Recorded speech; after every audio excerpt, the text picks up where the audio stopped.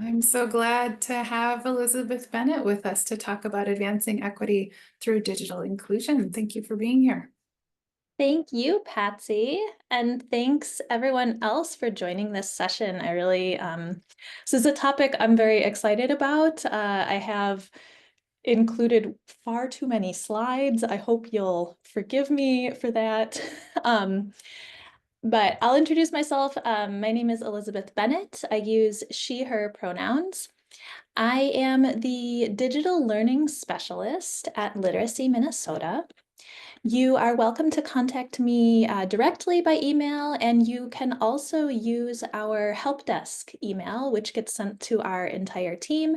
Anytime you have questions about distance learning platforms, policies and procedures, or you want to get better at using technology in your teaching context. So the good news today, I'm not going to ask you to produce anything. We're mostly just going to be learning and doing a lot of thinking and asking questions. We want to be able to identify digital inclusion activities and explain how these activities support equity in adult education settings.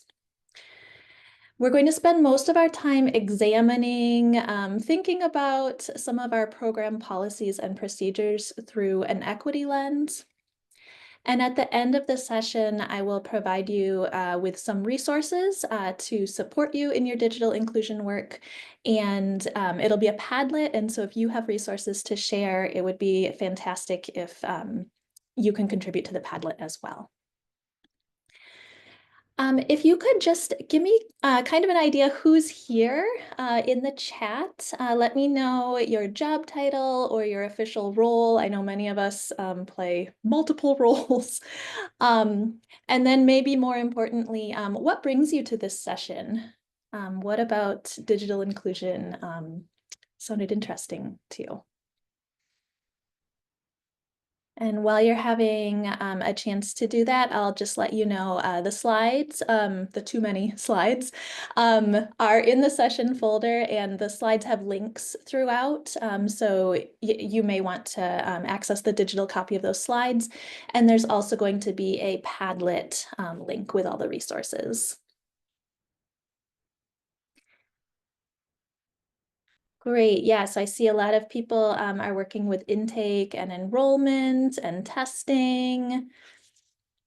Curious about what resources are available. Wanting to make sure we're getting all the resources for our learners. Yes.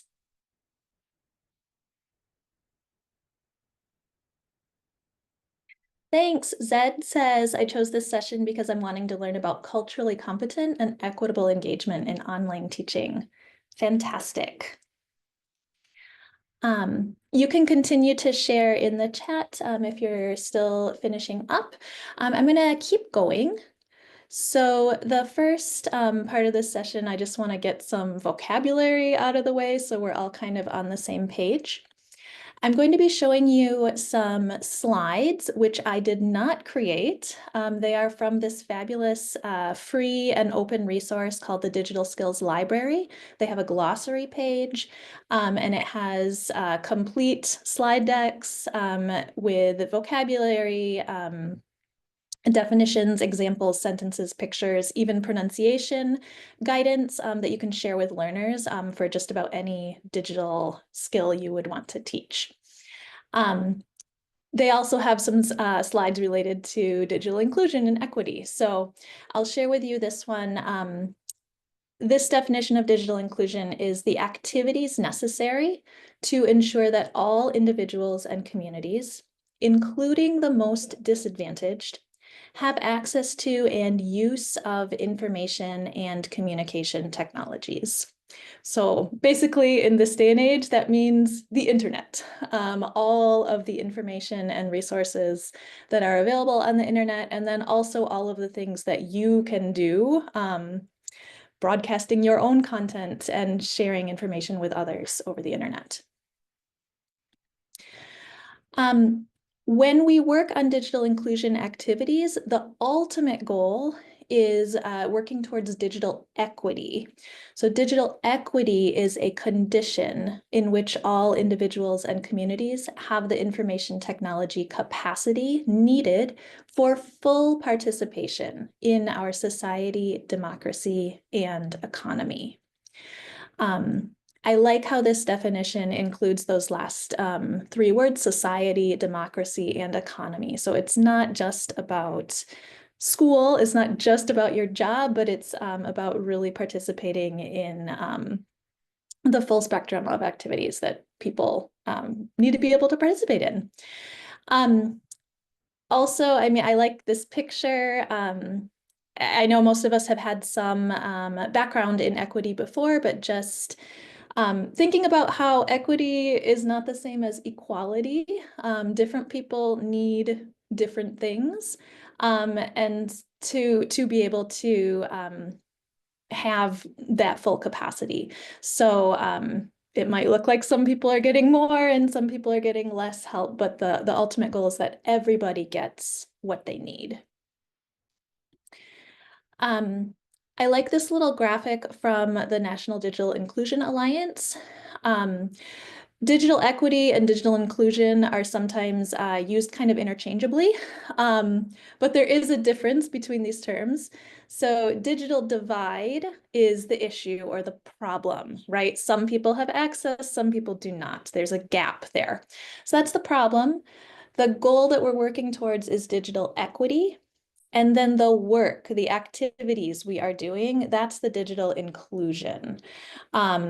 So inclusion technically being a noun, but maybe if you're a language person, maybe it's more helpful to think of it more as like a verb, right? This is what we are doing. And then not to complicate and confuse things further, but there's also the term digital opportunity. And this is relevant because Minnesota has a digital opportunity plan, which was released by the Office of Broadband Development, which is housed within DEED. And this is part of the Digital Equity Act, which was part of the Federal Infrastructure Investment and Jobs Act of 2021. And so over the past 3 years, there's been a lot of work, a lot of really high level federal and state level work being done. But eventually, we're going to see some state capacity grants, some funding opportunities that could potentially be very relevant to ABE programs. You could potentially apply for one of these grants, or if your program doesn't have the ability to do that, maybe you're going to partner with a library or another organization in your community to apply for a grant, and that might support some of your digital inclusion work. We don't have really any details. The RFPs haven't been released yet, but stay tuned. The DL team will be working to provide more information when we have it.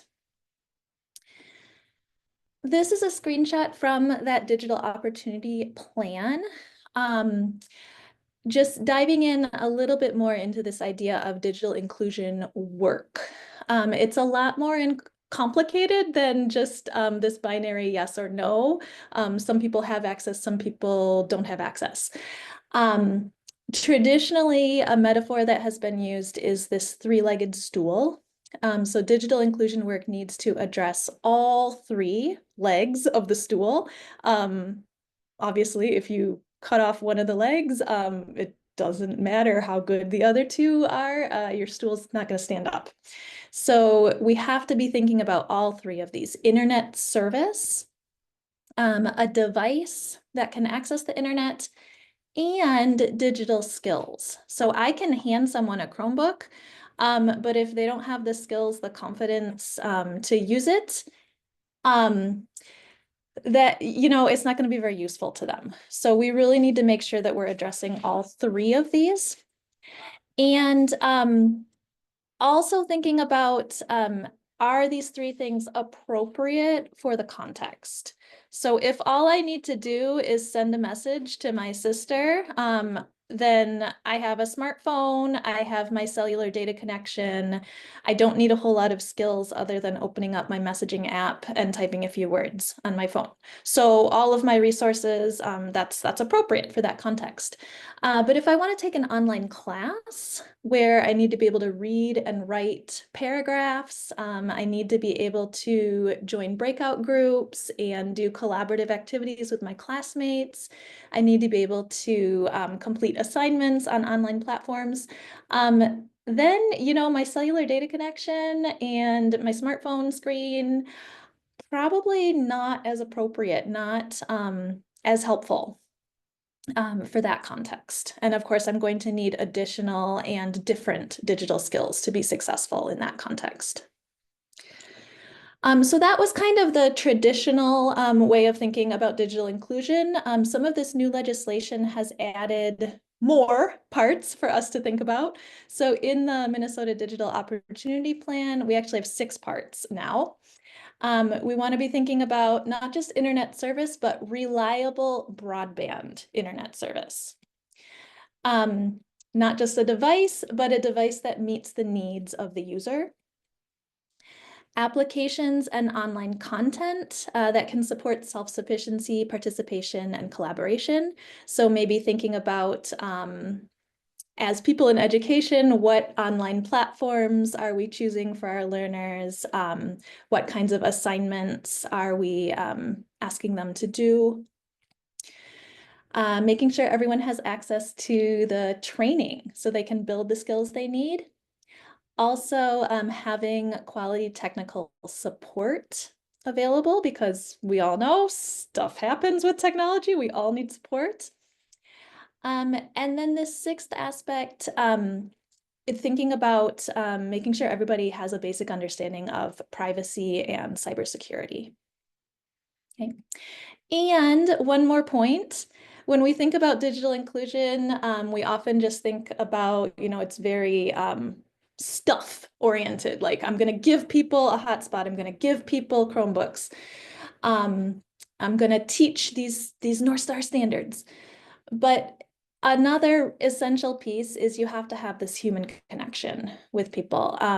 If I'm asking someone to learn new skills, use this device that's completely unfamiliar to them, I need to make it relevant to them so that they see how it relates to them and their goals. And I need to be creating an environment where they feel safe to ask questions and mess up, right? Because it's hard to learn new things. I think I see so many parallels to math education. People have so much fear and anxiety around learning math. And it's really similar with digital skills sometimes too. People are worried, they're going to break something or they're going to mess it up and everything's going to be impossible to fix. And so this human element is really essential. Trying to focus in a little bit more on adult education. Why does digital inclusion work matter? We already have a ton of other things to do. Why do we need to try to devote yet more time and resources to this? Well, in our adult education programs, obviously we want learners to be able to access all of these classes that we're providing. Many programs have classes now that are fully online or that are hybrid or HyFlex. There are certainly challenges to offering these types of classes, but I think they're really, really worthwhile because they let so many more people have access to education. We also want to be thinking about learners who are taking classes that are specifically covering digital skills. If I'm taking a computer class, I'm trying to get my Microsoft Office certification, I'm probably going to need a device so I can actually practice those things. Also, contact hours, distance learning proxy hours. We want to make sure all of our learners are able to access distance learning, which most of the time, there are some notable exceptions, but most of the time distance learning is online. So all of those DL platforms, TVM lessons, teacher created courses, and other resources that we can provide to learners that are going to reinforce and extend all of their in-class learning. Also thinking about beyond our programs, we want to be supporting learners with their personal and professional needs. All of these things that might be called life skills, getting and keeping a job, managing your finances, making doctor's appointments, getting reliable information about your health. They're pretty much all online now, or they have additional online digital components that we want to support learners with. And then also thinking about community involvement. Everybody needs to have news and information literacy. How do you not just get information, but then think about it critically and evaluate which sources you actually want to listen to and which ones maybe you can tune out. And then I think about all of our learners who are parents. And I'm a parent myself. My kid's school is constantly sending me a text message with a link. I'm supposed to click the link and fill out this form to sign up for this thing. My kids' report cards are 100% online in this online parent portal. There are no paper report cards anymore. And so we want our adult learners to be able to interact and be involved with their kids' schools. So sorry, that was a lot of talking. I'm going to pause, and I would welcome you to either use the chat, or you can turn on your microphone and just share with us what is resonating with you.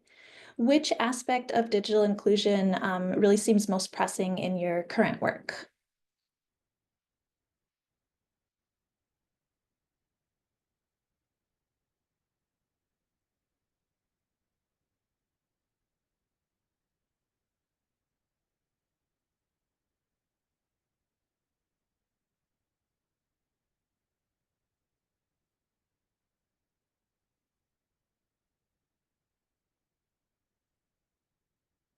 Thanks. So I've got empowering people to learn new digital skills and use them. Yes. Something I did not throw in all the slides, but there's this idea of digital resilience. So we're not just teaching people these discrete skills, push this button, click here, here, here, but we're giving them strategies and confidence so that when they encounter something new or something that's not working the way you expect it to, that they can solve that problem. They feel empowered and confident with technology. Yeah, access to DL platforms is really important, especially in the metro area where we sometimes have waiting lists for in-person services. Yeah.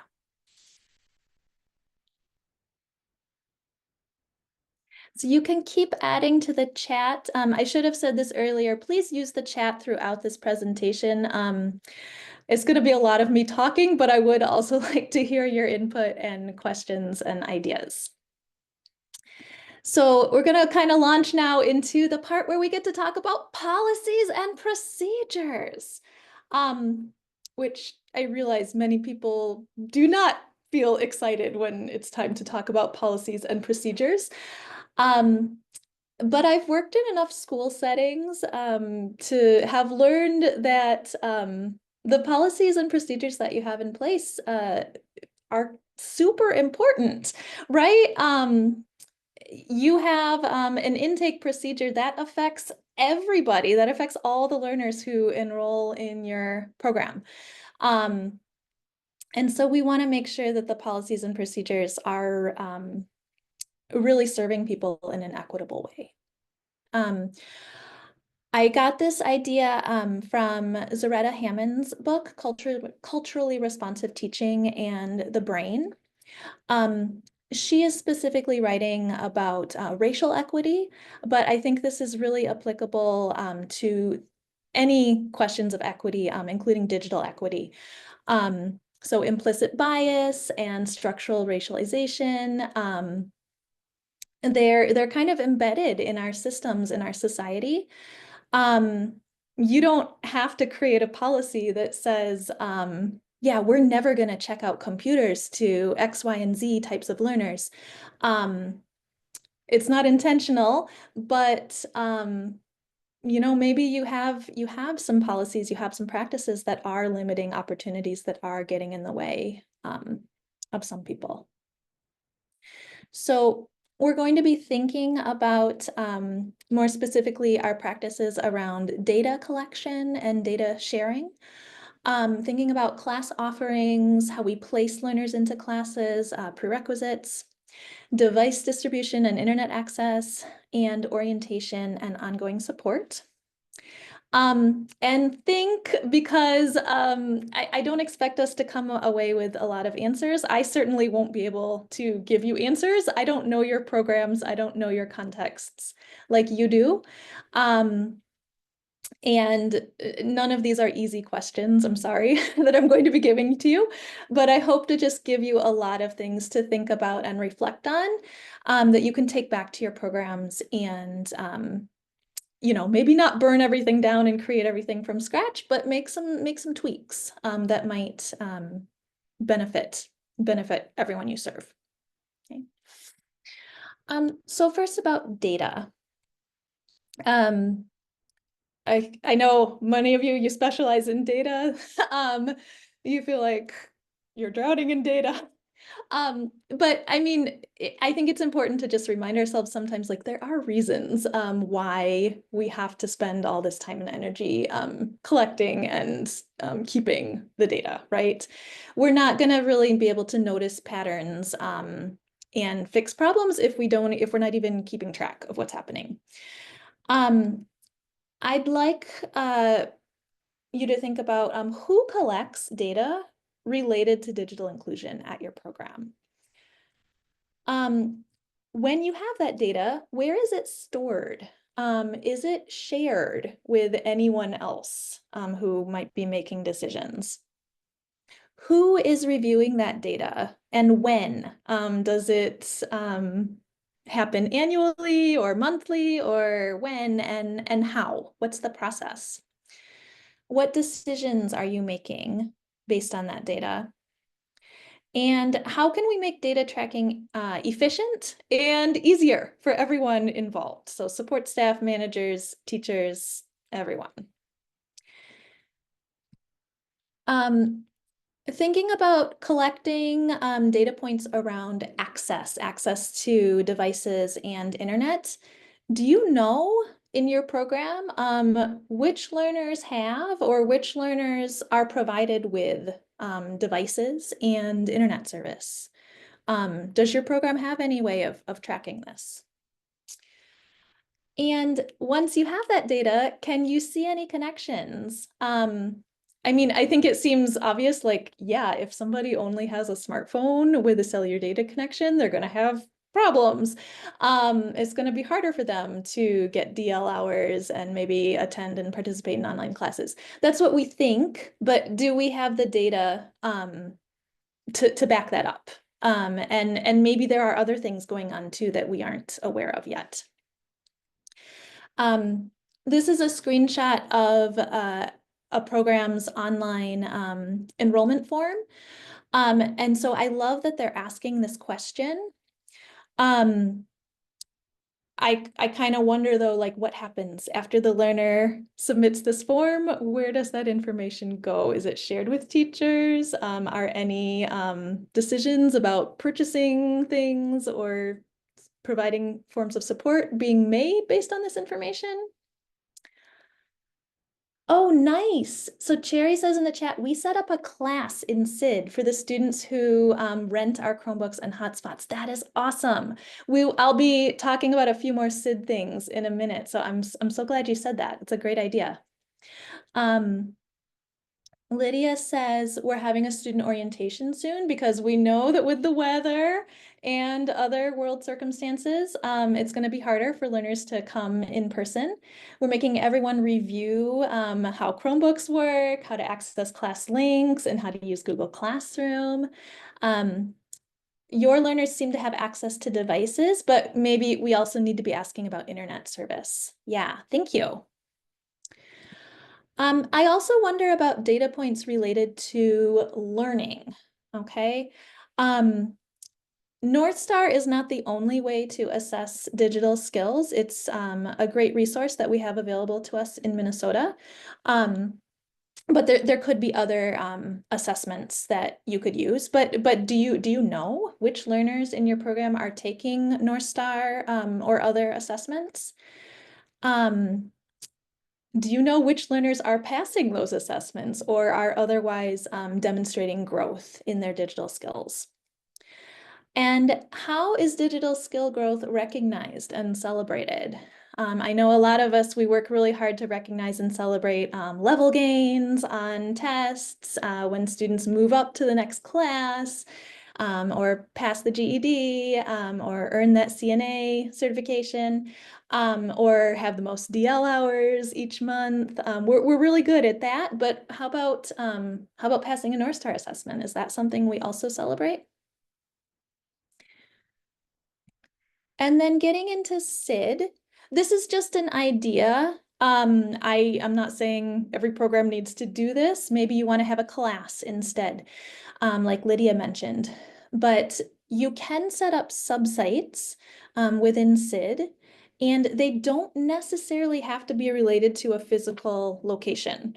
So Literacy Minnesota's learning centers, we have subsites in SID. So all of our online synchronous classes are a site, regardless of where they're physically happening. They're a site in SID, and then we have another site for DL proxy hours. And then most of the reports that you would run in SID, you can filter by subsite. So that might be an interesting way to maybe track data. You already have stuff in SID. Maybe you just need to break it out and filter it in different ways to make patterns easier to see. We also have the ability to do log entries in SID, and there are a couple different ways to do. You can make them public or private. You can do that notice that shows up on the main page whenever someone goes to that learner's front page. You can set them to be hidden after a certain date. So maybe you want to make a log entry about the type of device someone has, or they don't have home internet service, but this volunteer is working with them to apply for this service plan. So let's follow up in a month and see how that's going. And then we also have benchmarks in SID where all of the North Star modules are listed. So there's just a drop-down menu. It's really easy to do. And so when someone passes that North Star assessment, you can mark that right in SID. And then you can run reports of student logs and benchmarks. Thank you. I see some of you are sharing some resource ideas in the chat. Yeah, there is a Hennepin County program. I don't know if it's the same one, but I have something on the Padlet that I'll share in a bit through Hennepin County for devices and internet, I think. Yeah, and Lydia mentions our school district gives each of our students a Gmail account, which is awesome. So you have the account, but then you have to teach people how to use it, which is not always easy. In addition to SID, you might be able to kind of think creatively about other platforms you might be using. I know in MobyMax, teachers can make groups, and the groups are not visible to learners. So if I wanted to make a group, okay, I know these learners are only using their phones, and these learners have been issued a school Chromebook. And that might make it a little easier to compare within MobyMax. Are there discrepancies in the number of hours and progress that people are making based on the device? Other ideas related to data and how we keep track of what's happening.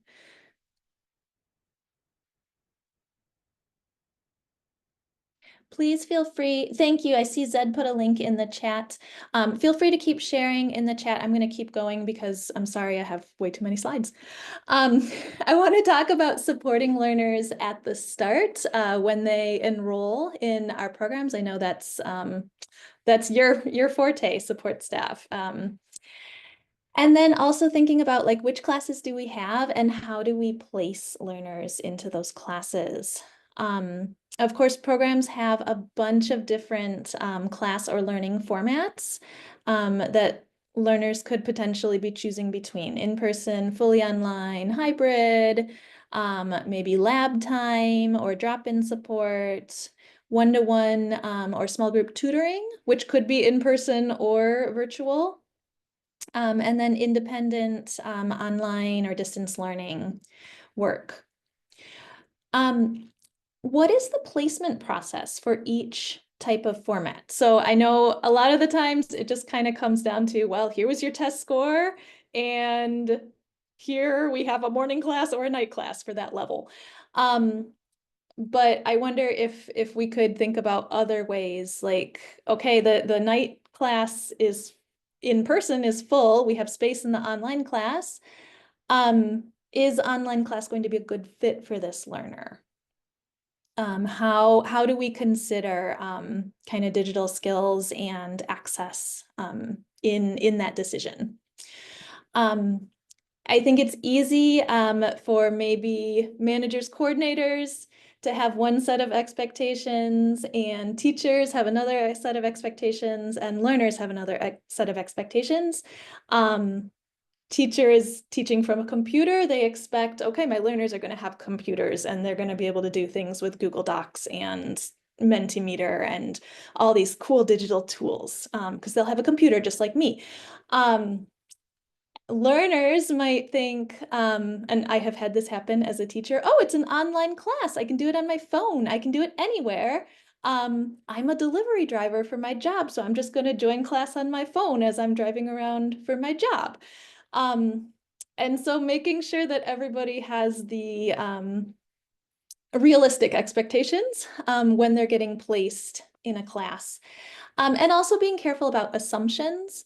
I think I certainly have done this. I will assume someone who has a low literacy level, a low level of English, maybe they don't have, I kind of make the assumption they probably don't have very good digital literacy skills either, but that's not always the case. Same thing for advanced learners in a GED class. We just kind of assume, well, those learners, of course, they know how to use email. Of course, they know how to open a Zoom link and join a breakout group. Maybe not. Also, like, you know, this learner tells me they have a computer. Oh, so I'm going to think, okay, well, then they probably have good digital skills to go along with that computer, but maybe not. So, just being sure that everybody's on the same page so we can really set people up for success. Some programs have prerequisite requirements. So beyond like your test score, you need to have this type of device. You need to pass these North Star modules in order to enroll in this class. I think sometimes that can be really helpful, and other times maybe you're just keeping people out of class. I think it's a balance between what the learner already has and already knows, and then if they don't have those things, what is your program realistically going to be able to provide and teach? Okay. Just because somebody doesn't have the skills today doesn't mean they can't be successful in that class. Maybe we just need to make sure we match them up with a volunteer. The volunteer works with them for a few hours, helps them practice and get confident in joining online class, and then they're good to go. So just being aware, not keeping people out of classes if we don't have to. Orientation is extremely important, that setting people up for success. This is taken from the Ideal Distance and Digital Education Handbook, which if you've taken Ideal 101, you've seen this before. So this is kind of high level. In a perfect world, all orientation would include all of these things. When I look at this, I kind of think, okay, maybe those pink areas, talking about organization and study habits, setting goals and expectations, that might be more for the instructional staff, for the teacher. That might be more effective to have the teacher doing that with the learners. But then these other areas, the technology requirements and access, and teaching the foundational digital skills to actually access the class and participate, maybe some of that can be done by other staff and volunteers, because it's a big job, right? This is a lot of stuff to cover. And so how do we make sure that we're collaborating and, again, that everybody is getting the support that they need? I asked a couple programs for some examples. I have linked to this and it's on the Padlet for you to look at later. But this is an example intake process for online ESL classes from Open Door Minneapolis. And a couple things I really like about this process is that before you even get to the official intake paperwork testing, there's a pre-screening step, okay? We're asking the learner, do you have Wi-Fi? Not just do you have a cellular data connection on your phone, but do you have Wi-Fi that's going to be reliable for this class? And then if the learner says no, well, then we can try to refer them to an in-person class, or we can try to refer them to outside resources, or find a place in the community where you can go, where you can have Wi-Fi for your class. But again, we need that initial ask, right, to really set people up for success. I also like that this process includes the student's number that they use for WhatsApp, because sometimes the number that is in SID and then the number that the learner actually uses for WhatsApp are not always the same. And WhatsApp, particularly for English learners, but maybe for other learners as well, is already a familiar platform. So it can be a really good way to communicate and share links and share resources with learners. I also really like that this process has an in-person tech setup and digital skill practice that is required before the learner ever joins the class. So really making sure that we're setting learners up to be successful. And then I see some people are already sharing in the chat. Thanks, Laura. If you have any great ideas you want to contribute, I would love to hear them. Laura says we encourage our students to create their personal emails, especially for the GED. Right, you got to access that online GED account to take your practice tests and take your official test. Yeah. I'm sorry, this is way too fast, but I'm gonna just keep going. We need to talk about devices and internet when the program is providing them. I have worked in programs where we have a set of Chromebooks that we can loan out to learners. I know some programs have laptops or iPads or other devices that we can let learners borrow to take home with them for distance learning or online classes. And this one is so hard for me. It's really kind of a continuum.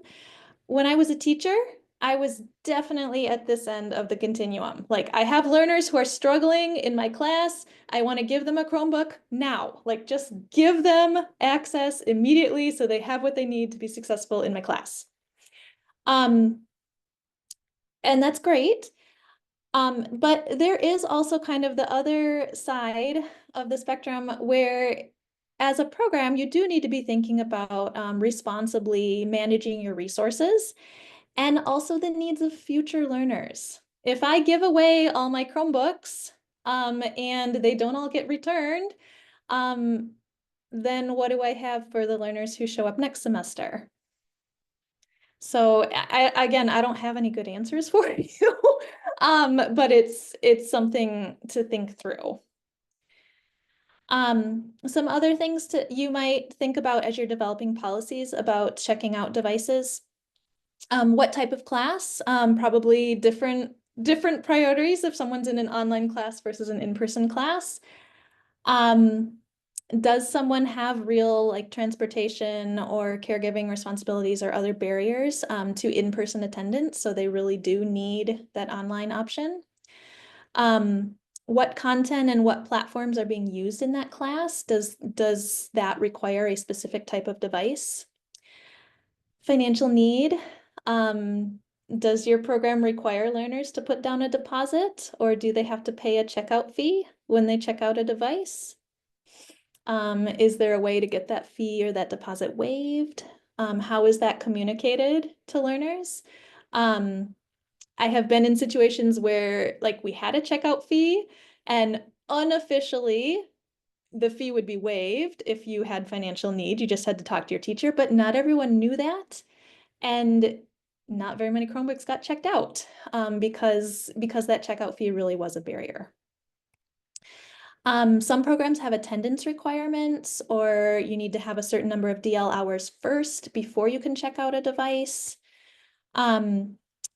Another possibility is to consider post-testing, like maybe the learner needs to complete 40 hours, come back in for their post-test, and then they're eligible to check out a device. I don't know what's best, but just things to think about. This makes me uncomfortable. Money, I think it makes a lot of people uncomfortable. But I think sometimes it's appropriate and maybe even better in the long term to just, if we can give people a scholarship or a stipend to buy their own device to get what they actually need, maybe that would just be a better outcome for everyone. It's not always easy to do. I know certain grants and funding sources, they won't let you just buy things or just give things to learners. It has to be a loaning system. But I mean, if you have some freedom, some flexibility, you might want to consider this. One objection I've heard is like, well, what if we give them a scholarship to buy a Chromebook and then they just turn around and sell the Chromebook? I never thought that was a very good argument not to give someone what they needed, but I'm just sharing it. It's something you may hear if you're thinking about this. I have 2 minutes. I'm gonna just skip right ahead. We need ongoing support for learners. Just the reality check that orientation, no matter how robust it is not always going to be enough. Digital navigation is a fantastic model that can help. It's a service model. A digital navigator is sort of like a social worker who focuses on digital inclusion activities. I'm going to skip some slides. Some examples of this in an ABE setting, maybe they're the person who meets one-on-one with learners to talk about what they need and to help them, find what that is. Connecting learners with community resources, helping learners understand their options. Like, what's the difference? Do I need a new device or a refurbished device? Which one do I actually need? And helping learners advocate for themselves.